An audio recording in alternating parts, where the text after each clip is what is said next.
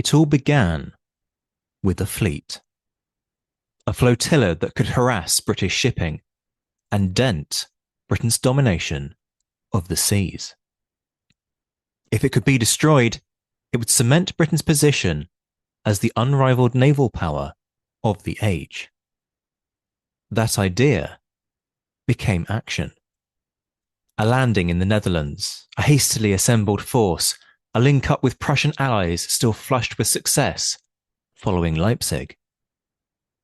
Action descended into farce, friendly fire incidents, an impossible timeline, attempts to bombard that very fleet into destruction with near-antique weaponry.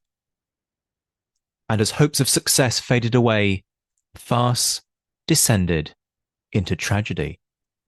A hurried assault, a bungled attack, a guards unit in peril, a damaged reputation, colours lost, thousands taken prisoner.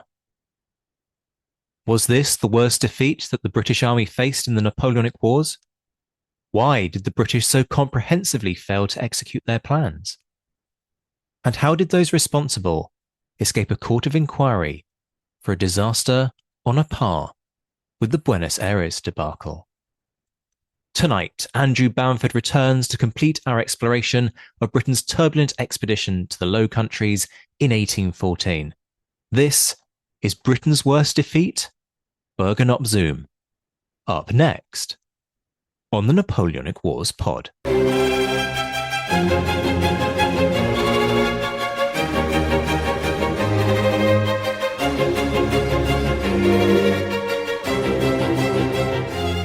Hello and welcome back to the Napoleonic Wars pod and the Antwerp extravaganza part 2 of what might end up being a 3, 4, 5-part series. I had a moment reviewing the questions for this just before we came on air where I went, so we agreed a 10 set question list, and ordinarily we do a 9 set question list, bearing in mind this is part 2. And so I did that thing of who signed off on these questions. And the answer to that, dear listener, is me. I'm the idiot who signed off on an extraordinarily long part 2. So I make no promises. However, I have the redoubtable, the estimable quartermaster, Liam Telfer, Esquire of the Emporium of the Napoleonic Wars pod shop, which you're not buying stuff from people. That's a bad thing. Go sort that out. Liam, how you doing, mate? I'm well, sir. I'm very well, thank you. Really excited to get into things today.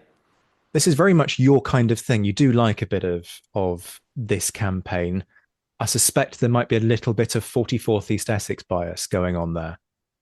There is definitely. I could not deny that if I tried. But it's just one of those campaigns that kind of gets a little bit missed in everything that's going on in 1814. And yeah, it's just totally my jam to sound quite modern and trendy. You sound so hip and down with the kids that I can guarantee our social media lead Zoe is in no way cringing as she listens to this. In the interest of moving things on, though, we should reintroduce our guest, who has an almost kind of new and shiny biography. Never mind the one that we read into the record last time. New and exciting things have happened in their life. Once again, we have Andrew Bamford with us, who is the author of Triumphs and Disaster, which is on this campaign, Sickness, Suffering and the Sword, a fantastic kind of overview of the regimental system during in the British Army during this period, Gallantry and Discipline, which unfortunately doesn't have anywhere near enough flogging in it as it should, and A Bold and Ambitious Enterprise. But most recently, he's been appointed Army Records Society Research Fellow, which is very fancy, and is the co-host of a new endeavor. He's the co-host of Prime and Load podcast, which is devoted to the military history of the 18th century, which he presents alongside friend of the show, Alex Burns. And I know it's not kind of trendy to sort of shout out and publicize other people's products on your own show, but to hell with that. It's a fantastic endeavor. Folks, you've listened to Alex on the show before. I know you all love the 18th Century Way of War series. You've loved Andrew's contributions in the past. So guess what I'm going to tell you to do? Go and subscribe to the show right now. Do it on Spotify and Apple Podcasts because I told you to. and then leave a 5-star review, and I will have no arguments. Do it now. Have you done that? Okay, now you've done that, probably. Andrew, please salvage the situation. Welcome. How are you doing? I'm doing very well, thank you, and thank you for the very generous plug there. I think we can agree a clear line of demarcation between the two projects and support and promote each other with gusto. With gusto, let's go with gusto. Gusto. We'll take that. Yes, we might end up sort of both covering that American Revolution thing, War of Independence, whatever you want to call it. Let's not get into that right now. Let's not have that conversation again. But yeah, look, this is exciting. The bottom line is that this show was always about trying to get people invested in the period, right? And that's what is what we're here to do. And so if somebody listens to our 18th Century Way of War series and wants more, well, hey, good news, people. Now you can have more. So have at it. To business, though. Last time out, we set the scene and we talked about the sort of wider strategic situation in 1813. Might be my fault. We might have rabbit holed quite significantly on that. We talked about the catalyst for the expedition to the Low Countries, how the British prepared for this, and what the initial reactions were from the Allied partners, particularly the Dutch and the Prussians. But before we get into the thick of the fighting, Liam won't allow me to not ask a question about military deployment and go into some detail on that. So we briefly looked at it last time about sort of some of the troops and the units, but give us a breakdown of the British regiments. Spoiler alert, people, the 44th are in the mix of this. The orders of battle for the expedition, strengths, quality, all of that kind of stuff. Yeah, sure. I mean, I'm not entirely convinced I've got Graham's entire order of battle down to regimental level in my head, but I can certainly give you hopefully a pretty good overview. I mean, the thing to stress is that this is an army put together in a hurry. So obviously Wellington's got the bulk of the disposable forces out in the peninsula. Certain unpleasantness on the other side of the Atlantic is also distracting attention. So it's a case of what's available, and not all of what is available is necessarily all that good. There are, which is where the 44th comes in, a few battalions that have come back from the Peninsular War because they've become numerically too weak to carry on in the field, and we went down a huge rabbit hole about that last time. But I'll gingerly step round this time. But there are a lot of battalions that have never been overseas before. Some of them very newly raised, and there are other units that have only really been configured for the depot role. So there's a brigade of foot guards, and we think, His Majesty's Foot Guards. Best of the best, and all the rest of it. But this is the depot brigade of the foot guards. It's not the veterans who we might think of under Wellington. And it's not to say they're bad troops, but we shouldn't. It's not sort of war game scenario. Guards +3 to every dice roll and all the rest of it. They're probably on a par with what we might expect from line troops with similar experience. There's a few other, if I can use another war gamey phrase and say elite units. There's a composite battalion of the Rifles from the depot of the 95th, a couple of companies from the 3rd Battalion and one each from the other two. There's the very understrength 2nd 52nd Light Infantry, which has been assiduously training all its men and sending them off to the 1st Battalion with the Light Division, but manages to hang on to a few. But other than that, I say a lot of units that haven't been overseas before or been overseas recently. About 7,500 in the initial deployment, and then with reinforcements that gets up to around 9,000. 4 brigades organised into 2 divisions, which feels a little bit gratuitous for an army that size, but gives a bit of command flexibility during some of the active operations. And I think, as we mentioned last time, quite a strong Cadiz Mafia in the command team. People who served under Graham, Thomas Graham, of course, being the force commander, who served under him before when he was commanding at Cadiz. That's a great segue, Andrew. Thank you for that. And I kind of want to look at that command structure. I love that term, Cadiz Mafia. That is getting written down. I really enjoyed that. What kind of evidence, if any, I suppose, do we have of what the working, or I suppose sometimes more importantly, personal relationships were like between, I guess, regimental commanders and up, the brigade commanders, and their relationship with Graham? Yeah, I mean, I should say with the Cadiz Mafia thing, I've yet to find out whether that was sheer chance or deliberate. I suspect there might have been an element of it being deliberate because later on, after the fighting's died down and he needs replacement general officers for reasons we'll hopefully get round to, he asks for Ferguson to come out, who has served with him before, and explicitly asked for him as somebody he knows. The other thing, of course, is the Scots Mafia. Graham is a proud Scotsman, and there's quite a tartan thread running through the command structure here. He does like a good Scot. It seems on the whole to be a fairly effective command structure. And one of the problems is, for various reasons, it's also quite a fluid one. So General Mackenzie, who commands one of the second division, is injured for a time and has to be replaced. General Skerritt, who's one of the brigade commanders, is injured falling off his horse, and he's replaced for a while. General Taylor, who's blanked his way into a field command, but is really meant to be the Queen's private secretary, effectively gets told, you can go off and have fun for so long, but I need you back at the palace, and he eventually gets recalled. So that doesn't help. There's certainly, and because in effect the army goes out with a brigade organisation, and then Graham decides to pair the brigades to form divisions, there are brigadiers acting up commanding the divisions, and therefore battalion commanders acting up commanding the brigades. So it's quite a fluid structure, and people with more responsibility than they've perhaps had at early points in their careers. And Skerritt, who I mentioned, and I think we spoke a little bit about last time, is under something of a cloud after the rather unpleasant incident when he was commanding a brigade in the light division and caused one of his rifle companies to be cut off and quite badly mauled. He found a convenient reason to go home shortly after, and I think it comes into this very much a man trying to prove himself and redeem his reputation. So he's an interesting wild card that, again, we'll hopefully get round to the consequences of that later on. Let me bring the French into all of this, because they do matter, funnily enough, in the context of the Napoleonic Wars. We're talking about this force, and we're talking about Graham and staff structures and all the rest of it, but what's it looking like for the French? Give us a kind of sense of the forces that you've got there, and who's in charge, and the sort of the relationship that's going on with Paris at this point in the war.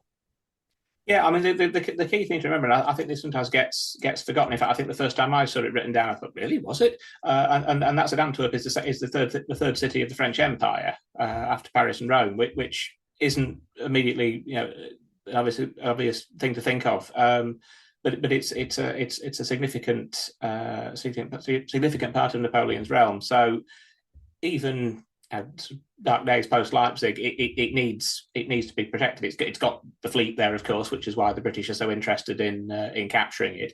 But there's definitely a prestige element as well. And obviously the area had been garrisoned by the troops that had been inherited from what had been the Kingdom of Holland, what had been the Batavian Republic, what had been as a French client under various guises, and eventually annexed into the Empire.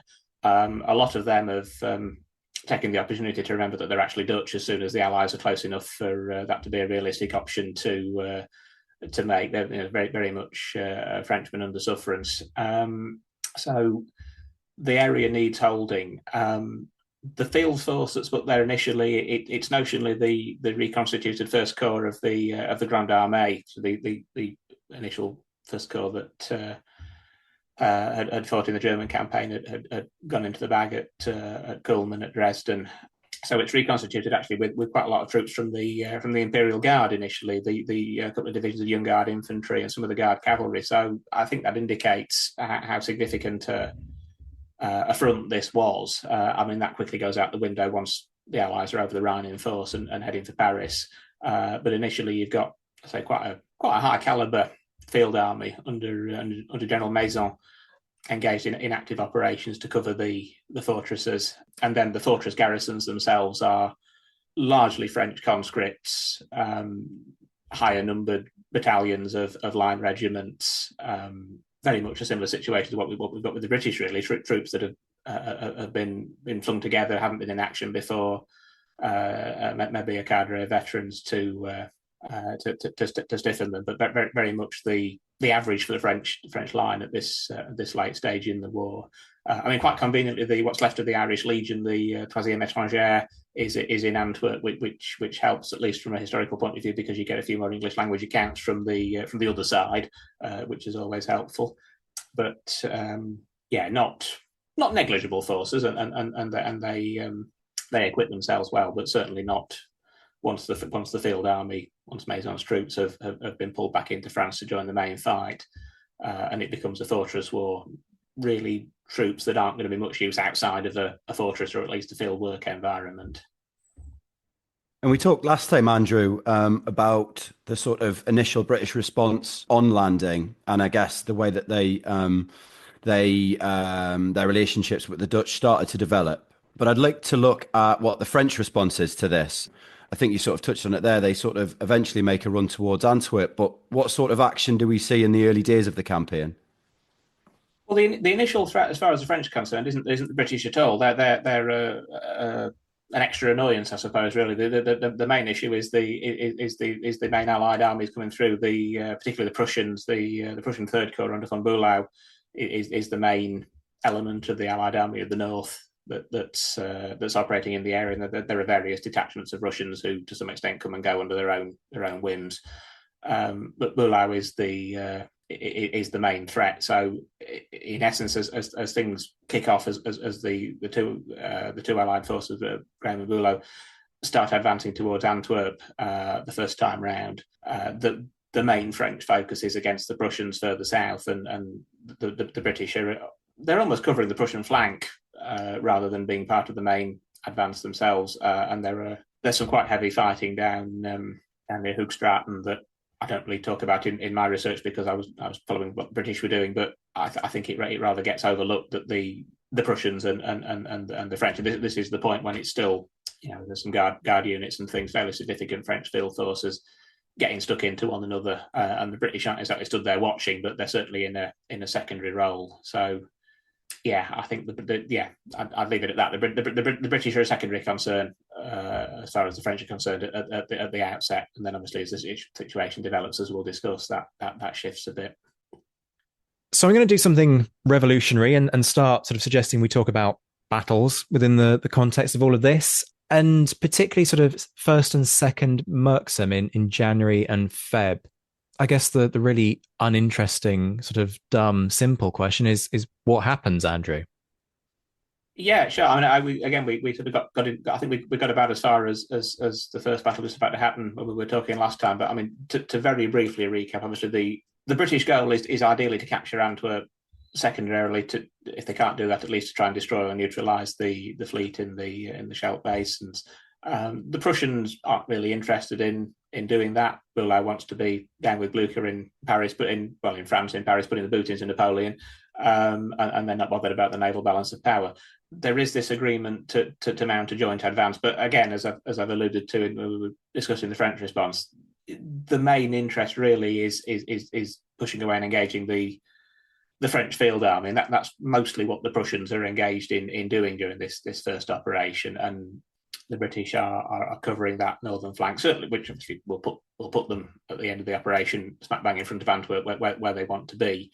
The hope, certainly from the British point of view, is that with the French field forces driven off, there will be an opportunity to lay siege to Antwerp in some form, but that doesn't develop on this occasion. But it does lead to this the first of these two battles of Merksem. Merksem it's now just been absorbed as a suburb, but was a small village outside of the fortifications at Antwerp. The British, as I say, are operating on the northern flank of the Prussian advance, and the northernmost Prussian brigade under von Thumann should, in theory, have cleared Merksem. There should be no need for the British to actually engage at this point, and indeed a large part of Graham's army isn't engaged. It'd probably be fairer to say the skirmish at Merksem, if we're completely honest, and to dignify it with a battle. It isn't anything on the same scale as a second engagement, and even that isn't especially big as battles go.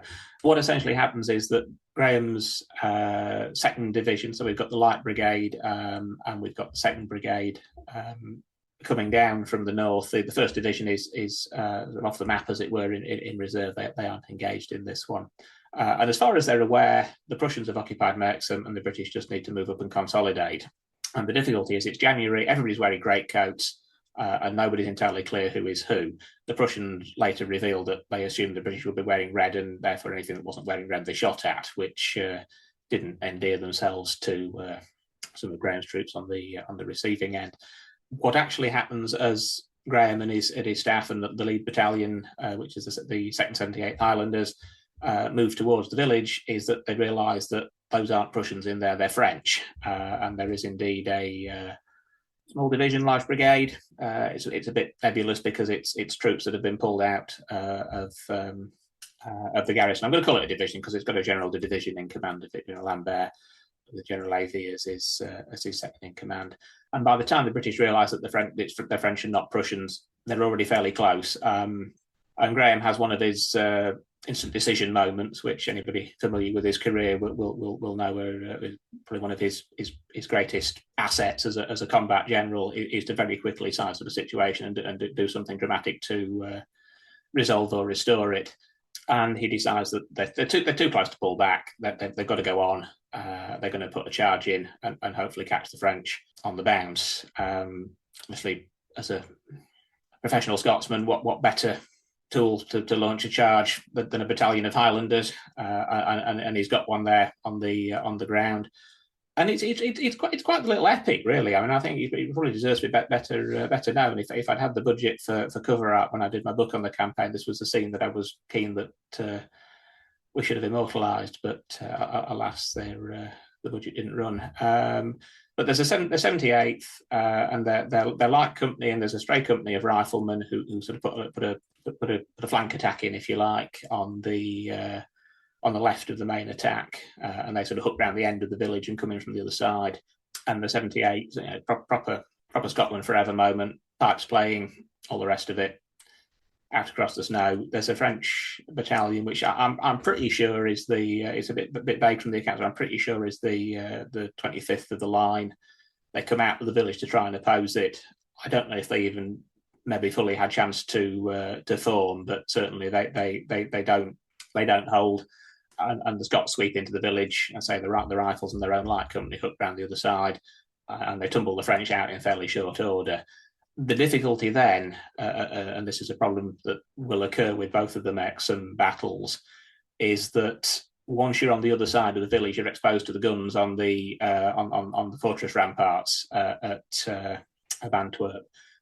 It's not so bad this time because the French realise what's happened on this occasion. By the time the British come back, they put more guns there, but it certainly isn't pleasant. And some of the garrison troops make a bit of a sally, and it's a bit of a face-off, really. The British can't go any further because they'll get shot up by the heavy fortress guns. The French are in no position to take the village back. It's getting late in the day, and at this point, the Prussians announce that they're withdrawing. They wrongly, as it turns out, believe that the French have been reinforced. This is a constant fear that Napoleon's going to send or even come in person with troops from France to mount a counteroffensive in the Low Countries where the Allies are weak. They incorrectly believe that something like that might be happening. They pull back, and obviously when the big boys take their toys home, the little boys have got to tag along as well. And sadly for British pride, we're the little boys in this one. And Graham has to retreat. So it's a very commendable big skirmish, small battle. It enables them to test the Antwerp defences. It does also reveal to the French sort of a weak point in said defences, which comes back and bites the British. But it's a fairly successful first blooding, if you like, for this army. So I was going to say they go home happy. They don't, because the weather's atrocious and they go home miserable. But in terms of morale, they've met the French and they've been successful, and it sets a fairly positive note for the next stage of the campaign. How are relations with the Prussians after this? Sort of the Prussians, firing on your troops is never ideal. Friendly fire not being conducive to positive relations with your allies. Equally, the Prussians deciding to pack up and head off. Is there and just kind of seemingly being quite confused by the whole situation? Do we see the sowing of seeds of discontent amongst the coalition off the back of this? I think there's an element of that. Yeah, I mean, it doesn't help. A lot of the accounts of this campaign take their cue from Fortescue, who was writing about it just after the First World War. So, unsurprisingly, isn't huge on bigging up the Germans at this point. Yeah, Graham, and again, I think I talked about this last time. I'll not go on at length, but I think has realised that diplomat is not amongst his skill set. And send staff officers, Taylor I've mentioned, and Carmichael Smythe as his chief engineer, to go and do a lot of the liaison with the Prussian command. I think obviously they're unhappy that things haven't gone the way they hoped. I think the army as a whole, as British Army as a whole, has got very used to allies doing what they're told in the context of the peninsula. They're used to nice, obedient Portuguese who put their troops under British command and fall in with whatever's asked of them. The Dutch don't do that, and as they'd hoped, and never mind the Prussians, who clearly are an entirely separate national force. But there is a realization as well that they aren't going to have any chance of doing anything against Antwerp without, as I say, the big boys. So it's, and frustrations are swallowed, certainly, and the people sent to do the sweet talking they managed to remain sweet, I suppose is the best way to put it. So things are smoothed over. But yes, it wasn't. There was another incident where some Prussian cavalry had charged a British ambulance, wounded being evacuated, which didn't go down especially well in terms of friendly fire either. So and then there were more lurid rumours that blew that and the other stuff out of proportion. So I don't think the average redcoat was especially enamoured of these new allies, but then again, most of them hadn't actually been anywhere near any Prussians and wouldn't get near any Prussians in the later operations anyway. So that's less of an issue, and certainly at a command level, pride was swallowed and cooperation was restored. And the Prussians, as you've alluded to, talking about the second battle in February, the Prussians do agree in due course to have another go at Antwerp. I mean, when have the British ever been fans of their allies? Let's be honest. Well, certainly within the context of the Napoleonic Wars. We can talk about other wars another time. So, with that in mind, how do we then get to a situation which you've just set up for us perfectly there, whereby the Prussians do agree, yes, okay, Merksem, we're going to go again? Talk us through that. Well, yes, it's very simply that there is an agreement. The British want to do this. They want to have a go at Antwerp. That they can't besiege it. The Prussians haven't got the time. The Prussians are keener and keener to get away from the theatre completely. But if they're going to move forward anyway, to do that, to move on France, this is by this point, as I say, the French field forces have now been withdrawn, so that's no longer an issue. That threat is gone. Although the spectre will remain, which again is something I'll come back to. If the Prussians are moving to France anyway, they're going to go fairly near Antwerp. The agreement is, okay, we'll help you. We'll stay there. We'll get limited period of time. You bring up your guns. If you can do the damage that you want to do, if you can set the fleet on fire, we'll cover you for so long. But then we're off. And the British haven't realistically got a siege train that would enable them to invest Antwerp in the conventional way anyway. So this seems to be the best of a bad job, and this is the plan they go along with. And this sets up in the first instance what becomes the second battle of Merksem, which has got the British again clearing the area that was fought over the previous month. The French, as I say, have improved the defences. Carnot, the famous revolutionary organiser of victories, who I should have mentioned when we were talking about the French command, has been brought up as commander of the Antwerp garrison.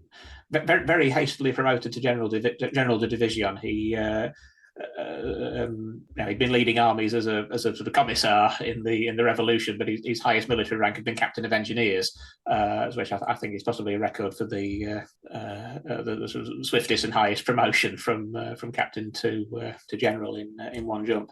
So he's in command, and certainly from the account I mentioned, the Irish Legion.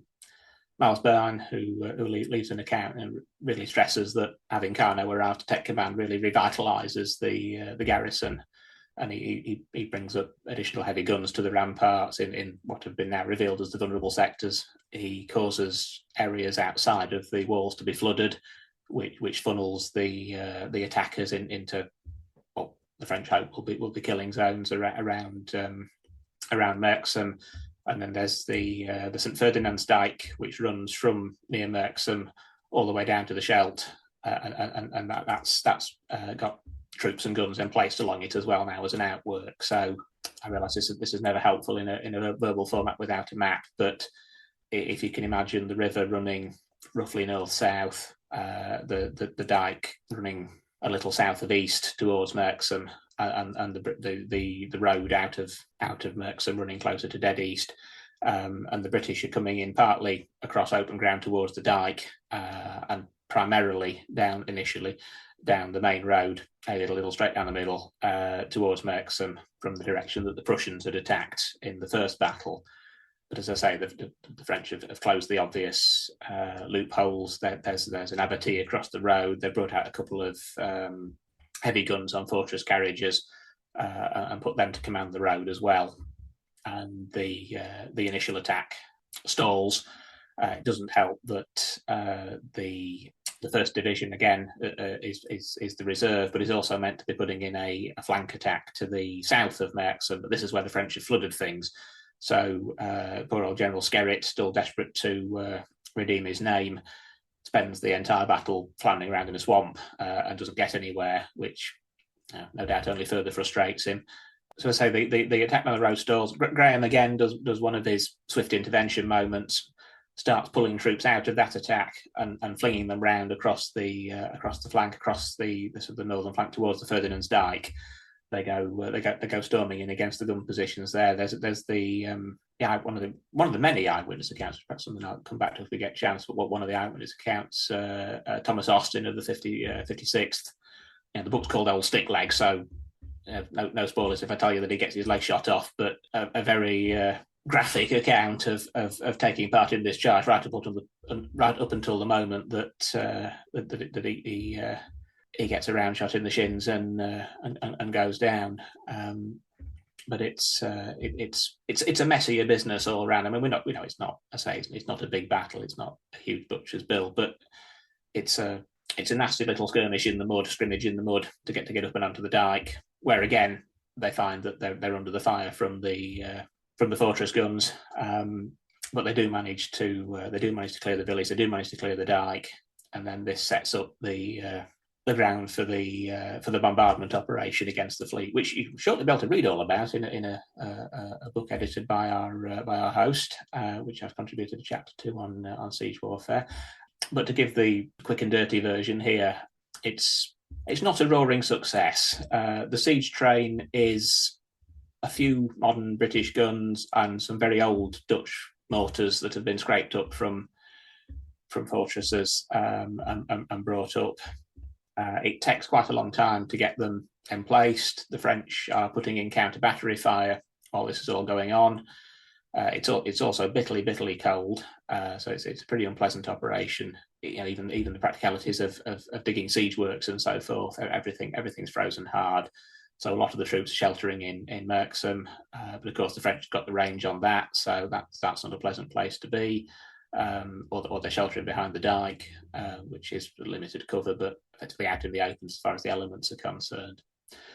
And every sensible preparation has been taken to keep the fleet safe.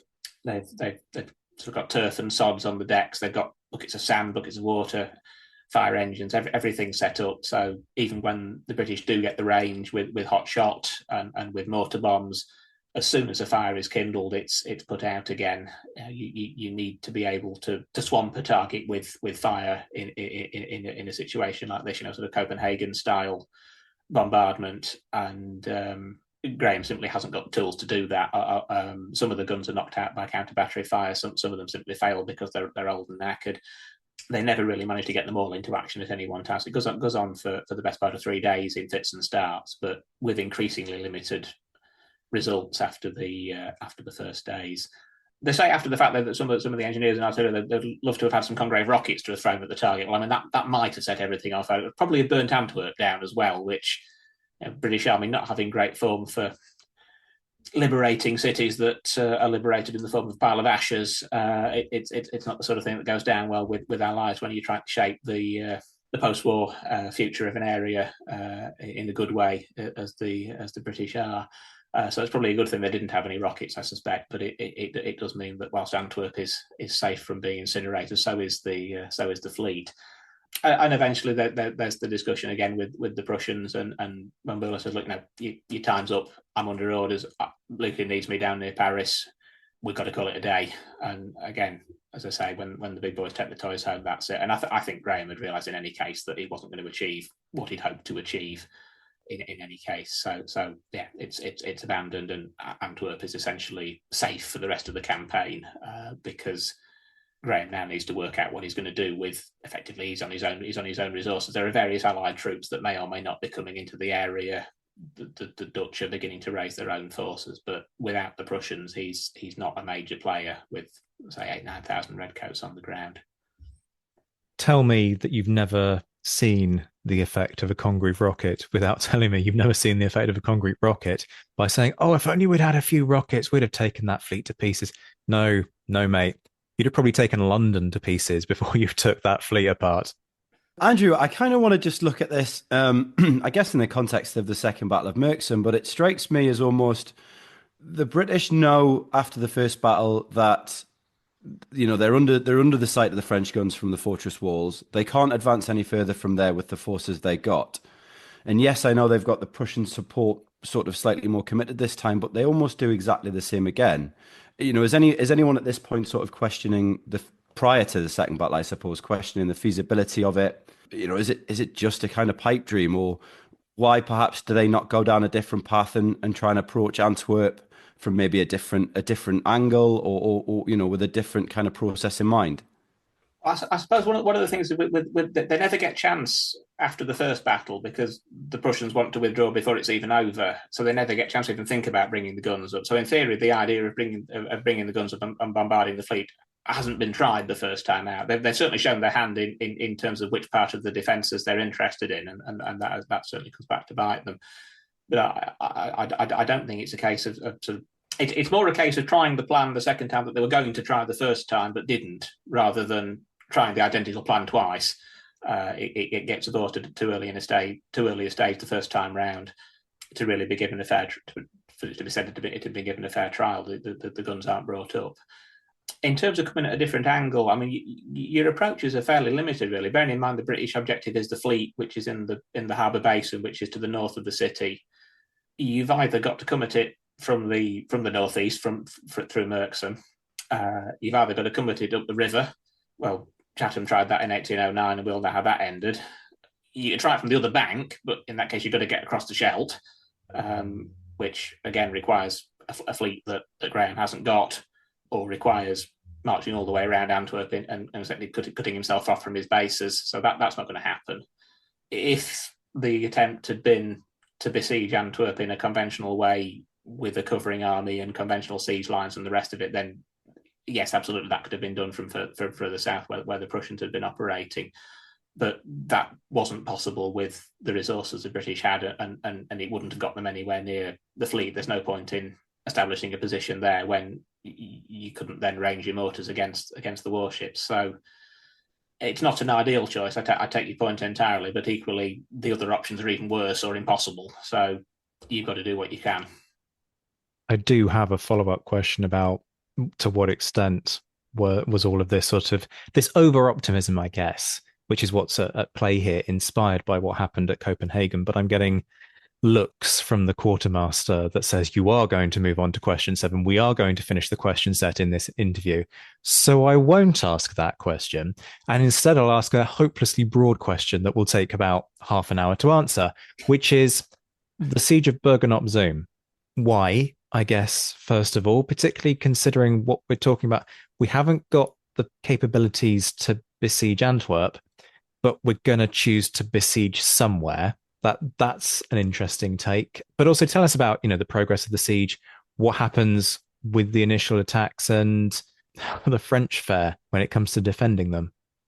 Yes, I mean, Bergen Op Zoom is the thing that the campaign's remembered for, and not for good reasons, as I'm sure the majority of listeners will already be aware. And yeah, it doesn't seem especially logical, does it? You've got a major fortress that you can't take. Well, let's go and find another major fortress and try and take that instead. It does make more sense when you actually look at the thought process that was going on at the time. The one thing I would absolutely say is that there's a rumor that's still, or a version that still gets repeated, that Graham had been told he was getting his army taken off of him, and as in the troops were going to be sent to North America or to Wellington, and wanted to do something with them while he's still got them. Well, that's completely out of character for Graham, and there's no actual evidence that was anything like the thought process.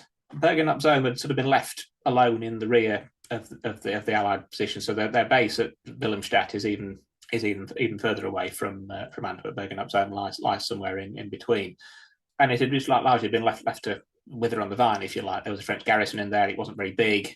It couldn't really do anything beyond the range of the fortress artillery. It couldn't come out. The British couldn't get in. Let's focus on doing more interesting things elsewhere. It becomes an issue when Graham, as I say, is left pretty much on his own devices. There's a corps of Saxons are coming up somewhere sometime, but they haven't got there yet. The Dutch are mobilising. Various other reinforcements may or may not be coming. I mean, the whole area is notionally under the Crown Prince of Sweden, Bernadotte, who isn't really paying very much attention to it, and I suspect is more interested in internal French politics by this point. So it's almost a little bit of a backwater as far as the Allied command is concerned. But there's still this idea that the French might try and pull a fast one and put an attack in through the Low Countries to restore the situation.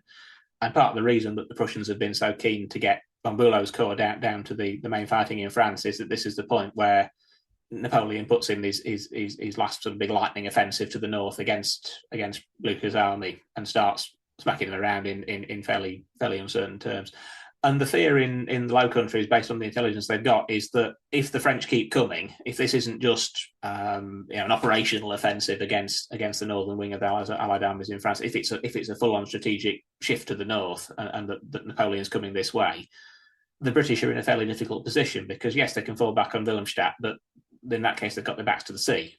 If they can create a defensive line a little bit further forward, then that gives them a position that they can realistically hold. But to do that requires taking Bergen Op Zoom to be the anchor of such a defensive line. It's on the Scheldt estuary. It would enable there is literally a defensive line in the sense of earthworks, the lines of Steenbergen, which I think goes back even to Marlborough's wars, which is anchored on the Bergen Op Zoom fortress and would give the Allies somewhere to hold out. Obviously, we now know those fears are entirely illusory. Napoleon's not coming anywhere near the Low Countries, but you've got to do it in the context of what they knew at the time. So it certainly makes sense to try and get hold of Bergen Op Zoom to improve the situation. And, even if some of Graham's troops are then taken away, the line can be held for the rest of the war, and Britain's at least got a toehold and some sort of voice in the peace settlement.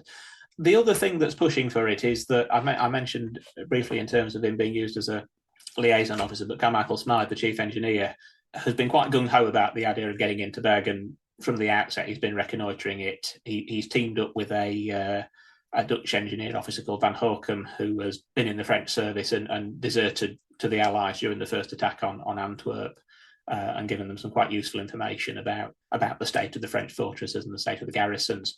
And the vulnerable point about Bergen is that it's a big fortress. I mean, when it was captured in the War of the Austrian Succession, it required an army to capture it, and because there was an entire army defending it, either in the fortress itself or in the fieldworks. It's not a small place, but it's being held by maybe 3,000 or 4,000 Frenchmen. There's notionally about 6 battalions in there and some detachments, but they're mostly odds and sods. They can't effectively hold the perimeter of such a sizable fortress.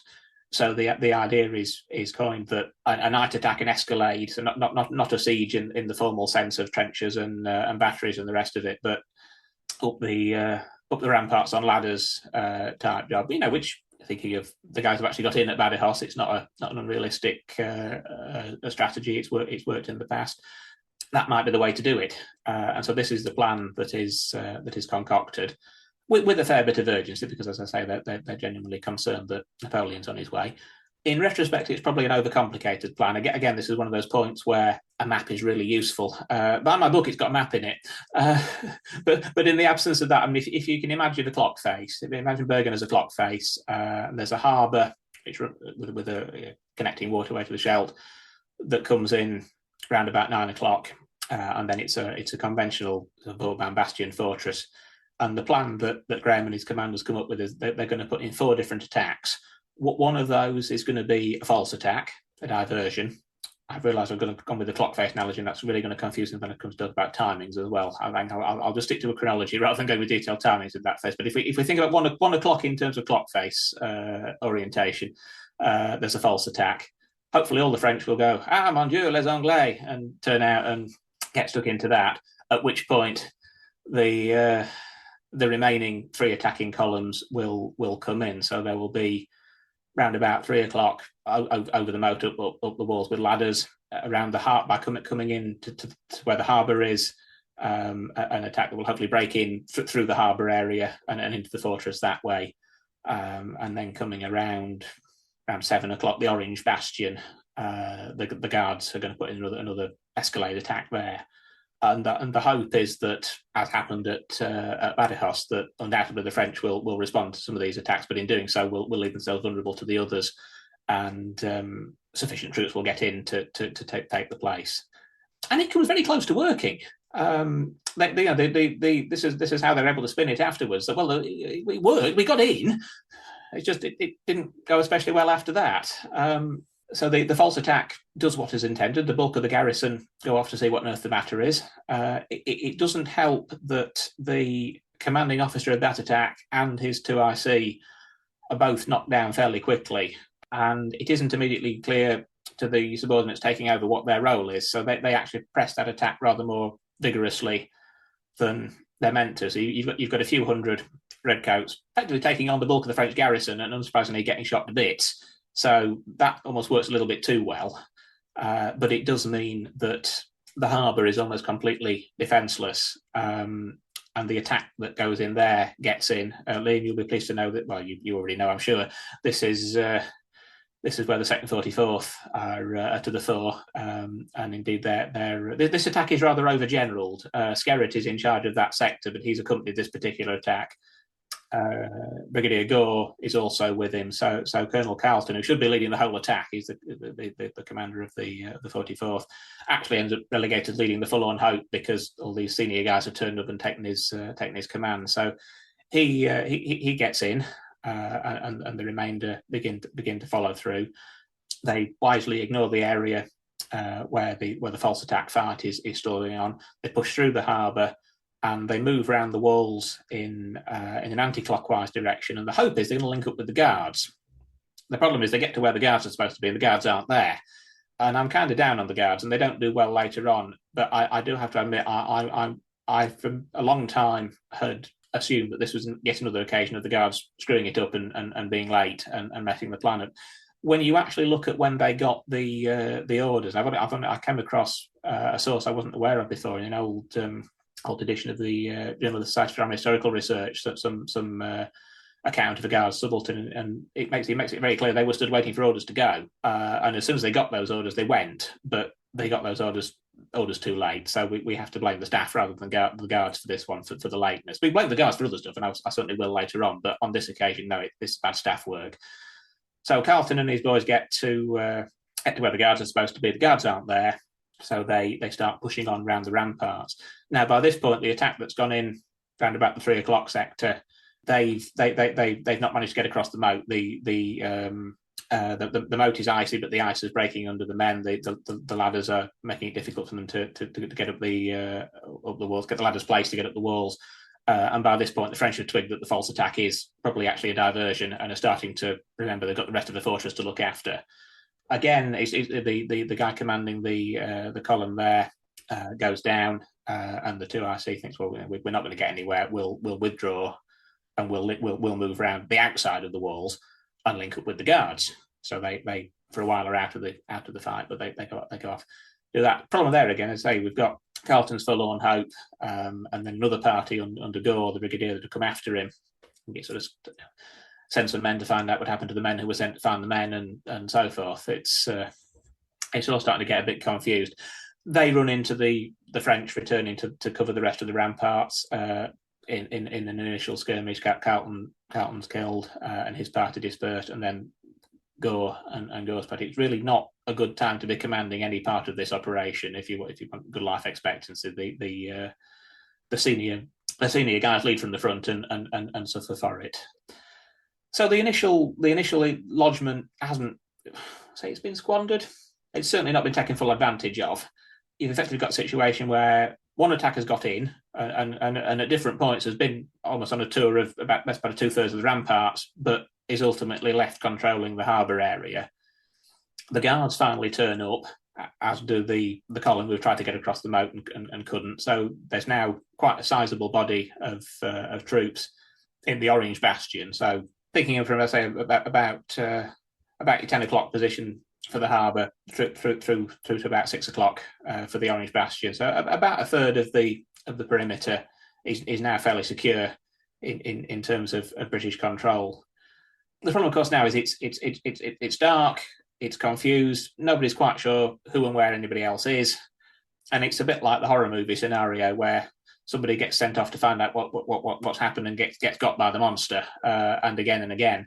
They keep sending off little penny packets of guardsmen to push into the town, try and find out where the French are, try and find out where the rest of the British are. They get ambushed in the streets. I mean, there's not a great deal of the old town left now, but certainly the bits that do survive, it's narrow medieval streets, high buildings. There's hand-to-hand fighting in the houses. There's fighting in the streets. People being cut off, and it increasingly becomes apparent to the command team back in the Orange Bastion, which is General Cook, and then Colonel Lord Proby, who's commanding the Guards contingent. And Proby, I think, particularly is a little bit the evil genius of how things go awry. So somebody in a review called him a coward, and I wouldn't go that far. I don't think it's for historians to attribute cowardice to somebody when we weren't there to know what they were going through and thinking. But certainly he couldn't have given worse advice if he tried. Could Proby, which is essentially initially to these penny packets to find out what's going off, and then when they realise that things aren't going so clever, his concern is for the reputation of His Majesty's Foot Guards. He does not want the guards to be caught at a disadvantage. So he's counselling evacuation and the rest of it. The French, meanwhile, are starting to put some pressure in against the troops around the harbour area. They again have lost their leader. Just to backtrack a little bit, I mentioned General Skerritt and his desire to redeem himself. He rather quixotically leads a small party off sort of clockwise round from the harbour towards where the false attack fighting had been. We don't know what he was thinking because he didn't survive to tell us, which makes him a rather convenient scapegoat. It's possible, bearing in mind he had responsibility for the whole of that sector, that he was trying to find out what had happened with the false attack. It's possible he was trying to lead a party to seize the town's arsenal, which is in that area. What we do know is that he leads a small party along the ramparts. They meet a large body of angry Frenchmen coming the other way, and they get the worst of it, and we're down another general. So essentially, the command team by this point is Cook in the Orange Bastion with Proby, and then battalion commanders, and even some of those were battalions going in with majors in command, and there's senior members who mentioned Carlton. I've had a complete memory blank on the guy who was commanding the attack that didn't get in, but again, that whole attack has now been left under a major as the senior surviving field officer. So it doesn't quite become every man for himself, but it quite quickly becomes almost every regiment for themselves. And the French, as I say, begin to push into the harbour, and then push the British into the harbour. So they're having to swim for it to try and get round to where the guards are. The Royal Scots, the 4th Battalion Royal Scots, is cut off, forced to surrender. They try and hide their regimental colours in the riverbed, but they're subsequently recovered by the French. And then, as it gets towards daybreak, the evacuation of the Orange Bastion begins. But by this point, the French are pushing up against it, and many of the troops don't get out. The 69th lose a colour there as well. There's a mysterious 4th colour taken, which the French claim belonged to the Coldstream Guards. Well, it didn't, because it doesn't remotely resemble a Guards colour. But what it was, I couldn't tell you. But as you can imagine, at such a late stage in the war, when good news for French arms is in short supply, the fact that three British colours they claim for have been captured is quite the thing to splash all over Le Moniteur. And that's it. And Graham is literally reduced to tears outside the walls by all accounts, having seen what's left of the attack force streaming back out again. That the whole thing has gone horribly, horribly wrong, and several thousand of his troops are still inside as prisoners, whereas they were supposed to be inside as a conquering garrison. I mean, that's a whistle-stop tour through the what and the why of Bergen, but yeah, not a shining day for British arms. I mean, the way you tell it there, obviously all of these things are proportionate, but is this one of the worst defeats that the British have in the Napoleonic Wars? Because it sounds like a sort of an almost sort of pluck defeat from the jaws of victory style scenario. You've got so many guys still left inside, colors disappearing left, right, and center. This is a pig's ear. There's Oh, no, absolutely. you can't sugarcoat this.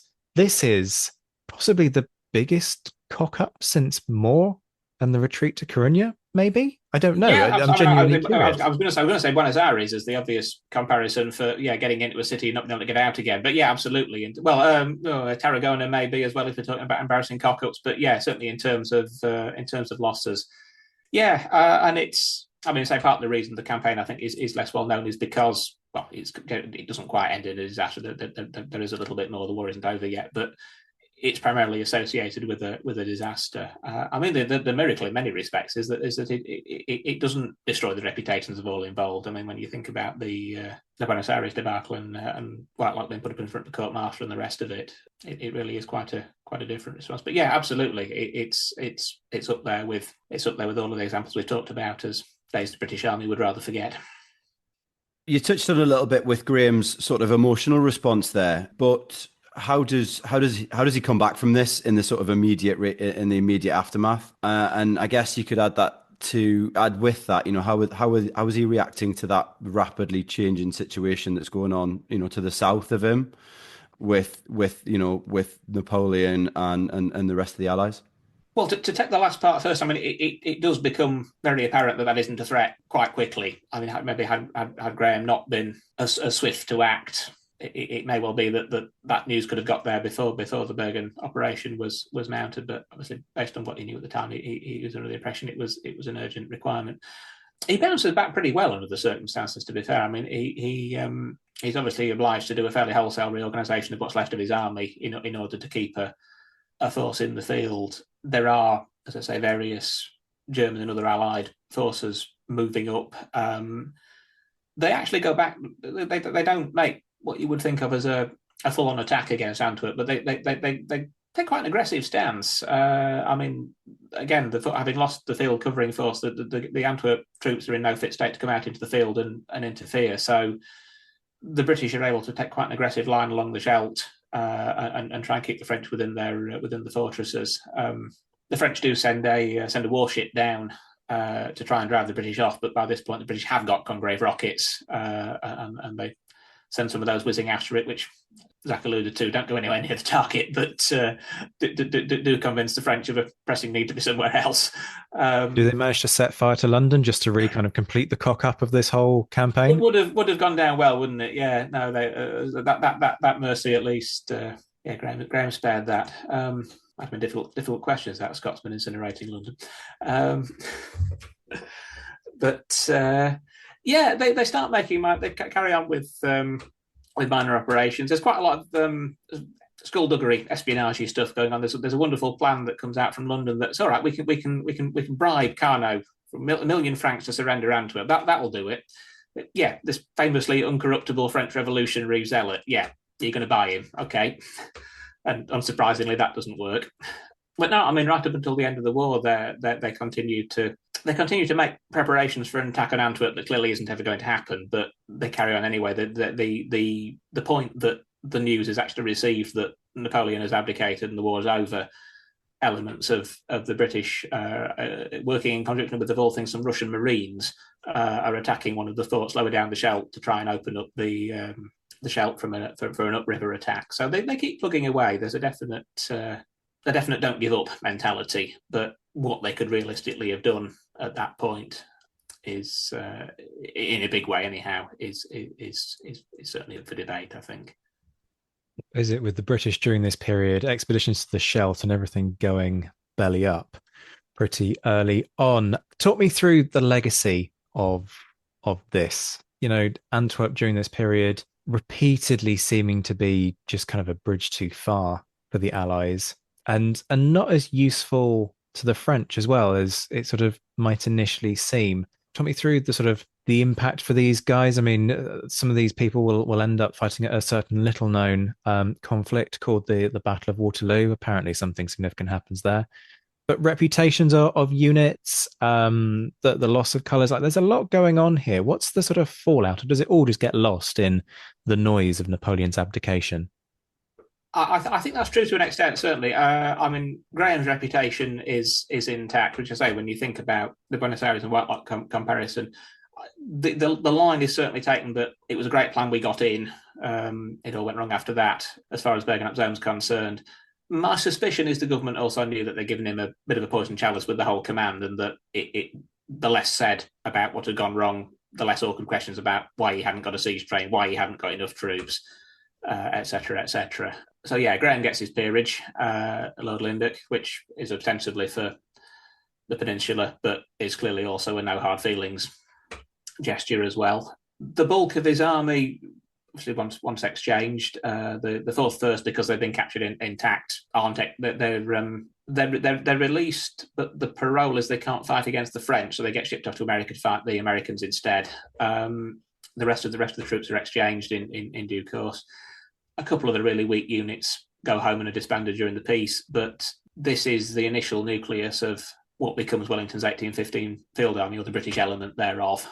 So, for example, the 3 Guards battalions are all reinforced. They've come out without the full complement of companies. So once the rest of the Guards are home from the peninsula, they can be brought up to strength. Men are transferred from the first battalions from the Peninsular Army to the second battalions. And the entire 3rd Battalion, 1st Foot Guards that's been with Wellington comes over. So the Guards Brigade becomes the 1st Division of the 1815 Army, and as we all know, defends Hougoumont and defeats the Imperial Guard and does all the impressive things that they do. Probably has outstayed his lead and been replaced by some character called Maitland, who has, like I said, one or two people might have heard of from a little skirmish in Belgium. But yeah, it's probably now's your time. It hasn't got the same ring, has it? The 44th, as Liam knows, obviously are there at Waterloo as well. The 30th, 33rd, 73rd, so quite a few of Graham's battalions. I mean, poor old 69th, of course, have been able to lose another colour at Quatre Bras. They're really not a lucky battalion. Cook, as I mentioned, with the Guards, obviously commands the Guards at Waterloo, loses an arm. I mean, I'm a bit down on Cook. He doesn't have a good day at Bergen. I mean, I think he and Proby are obviously responsible for the defeat. That's unfair. They're not solely, but they certainly don't help. But equally, I mean, I think Cook demonstrates on both occasions that he's a personally brave but fairly unimaginative leader. At Waterloo, that's exactly what's needed, and he does a good job up until the point that he's wounded. At Bergen, you really need somebody, or you needed somebody with a bit more zip, and he probably wasn't the right man in the place. And of course, Antwerp is eventually in British hands. As you said, it isn't as much use to the French insofar as the fleet that they're trying to build up there. They built it in a hurry. A lot of the timber hasn't been seasoned properly. A lot of the ships have a very short life. In any case, in the peace treaty, a good half of them are given to the new kingdom of the Netherlands, so they're out of French hands anyway. But Antwerp, of course, is crucially the base for all the 1815 operations. It's Wellington's logistics hub. It's where he would have fallen back on if he'd had to. It is in friendly hands, Allied hands, for the final battles of the war, not through the circumstances that might have been expected when Graham was sent out there 18 months previously. But it's all come out in the end, which is perhaps another reason why things can be washed over. The peace has meant that the goals that were sought from the campaign have been achieved, just not in the way that it might have been expected or hoped. I just want to add, with while we're on the subject of the Second 44th, Andrew, British Army bureaucracy at its finest. So as you know, the Second 44th do very badly at Bergen Op Zoom. I think somewhere around 40 to 50 men killed and upwards of 200 captured. Within a month, they're based to the west of Bergen Op Zoom, and I'm probably going to murder this, but I think it's like Esgravenvezel, and they're formed up for their biannual inspection in April of 1814, when the majority of the battalion are still in French hands. And the report is quite good, but I can just imagine these guys being told that the biannual's coming up, and them just being like, but we don't have a, the colonel was just being killed. We've lost quite a few officers, killed and wounded, and the majority of the battalion is prisoners of war, and we're still going to do this. And the British Army have gone, yeah, well, yes, of course.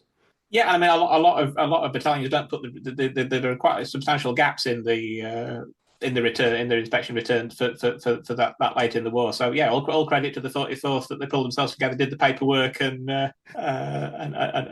got on with things.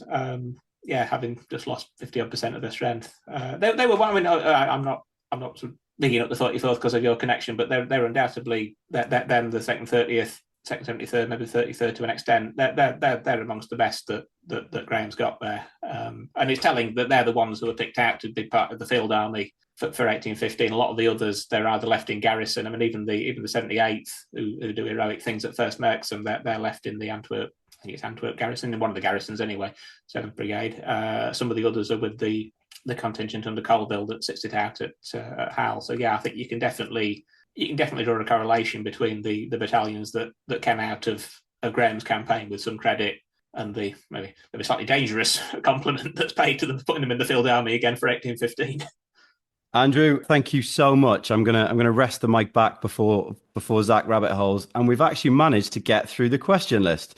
So I take back what I said earlier about them being too many. But thank you so much for that, Andrew. It's been a pleasure having you on. Andrew Bamford, everyone, Army Research Society Fellow, new co-host of the very new and exciting Prime and Load podcast, all focused around the 18th century military, and of course author of Triumphs and Disasters, Eyewitness Accounts of the Netherlands Campaign 1813 to 1814, and A Bold and Ambitious Enterprise, the British Army in the Low Countries, which is pretty much what these episodes have been all about. So go and get those. And also Sickness, Suffering and the Sword, which is a great deep dive into the British regimental system, and a shout out to the cavalry, which I wouldn't be me if I didn't. Gallantry and Discipline, the 12th Light Dragoons at Wellington with War. And I must ask you, Andrew, before you go, I think most of these I got from yourself directly through Twitter, very kindly signed. Is that something you're still doing for people if they contact you on social media? Absolutely, yeah. I've still got some copies. Oh, you can get them from Pen and Sword as the publisher. But yes, absolutely. Find me on Twitter, and I can sort something out with a signed copy for anybody that wants one. Lovely. Thank you so much once again. This has been the Napoleonic Wars podcast, and we will be back very soon. Folks, do me a favor. Go and review the show. Do it right now. 5 stars, please, and a comment, crucially. It takes you seconds, but it sends the algorithm wild and catapults us up the rankings. It's the most powerful thing you can do to support the hours of content that we provide for free. Love the show? Never want to miss the latest news? Sign up to our newsletter. The link is in the description, and get regular Napoleonic bulletins direct to your inbox. Looking for a present for the Napoleonicist in your life? We have a shop packed with Napoleonic Wars pod merch. Check out the link in the description. And did you know you can now gift people subscriptions to the Patreon perks we offer? So, if you want to treat someone to our online course, exclusive Meet the Author sessions, green room access to recordings, and exclusive episodes, head to patreon.com/NapWarsPod to find out more. Much love to all our Patreon supporters who are enjoying a rejuvenated and revitalized offering of perks on Patreon. Head to patreon.com/the Napoleonic Wars pod to find out how you can join a buzzing community of like-minded Napoleonic nerds who are enjoying things like courses, socials, book clubs, green room access to recordings, early releases, exclusive episodes, and much, much more. Their support is empowering us to triple our output and keep you entertained with Napoleonic nerdery on a near daily basis. Prices start from just £2 a month. So if you can spare the cost of a cup of coffee each month to support us, it would mean a huge amount and might even fund some documentary work. Shout outs to our patrons who, at the time of recording in mid-January 2024, were in the mentioned in dispatches tier: Brendan Teeling, Beatrice de Graaf, Lynn Dawson, Jim Deary, Josh Keeney, Colin Fieldhouse, Stephen Colson, Jim Getz, Stephen Gillen, Hugh Brennan, Alistair Campbell-Grieve, Andy Meakin, Mark Anscombe, Rob Coughlin, Bruins Girl, Noah Fink, Miles Reedy, Nick Overland, Graham Goodwin, Chris Pramus, Anthony Gumbau, Anonymous American, James Fluick, Natasha Hobday, Rod Schwager, Chris Kimball, Gary Dennis, Ted Andrews, Richard Anderson, Arthur Forgy, Sam Moore, Wyatt Pollock, Carol Dixon Smith, Roland Shark, Giovanni, Jean-Baptiste Van Merlen, Darla Vincent, Peter Findlay, Jeff Maple, Ian Harding, Indiana Fats, Joe Ayres, Robin Brasher, Daniel Friedman, and Jonathan Willets. The Admirals, John Haynes, Mike Guest, Rachel Stark, Mark Duckers, David Priest, David Maxwell, Graham Callister, Sean Sullivan, Stephen Ashworth, Kate Walcombe, Clemens Beman, Charles McKay, Reto the Sci-Fi Fan, Tim Day, Jason Moran, and Tim Pritchard. The Chiefs of Staff, Adam Coslin. The Marshals, Ryan Diamond and J.C. Kaiser. The Legion of Scholars, Dan Hazelwood and Bob Burnham. And in the Crown Yourself tier, Emperor of the First French Empire Todd Campbell and the Duke of Wellington, Laird Campbell. We'll be back very soon, but until then, this has been the Napoleonic Wars pod. On behalf of myself, Liam, Luke, Josh, and Zoe, take care of yourselves, folks. Stay well. And as always, thank you for listening.